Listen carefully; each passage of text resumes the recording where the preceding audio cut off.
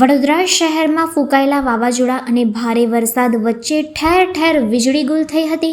વડોદરા શહેરના મોટાભાગના વિસ્તારોમાં અંધારપટનો માહોલ સર્જાયો હતો.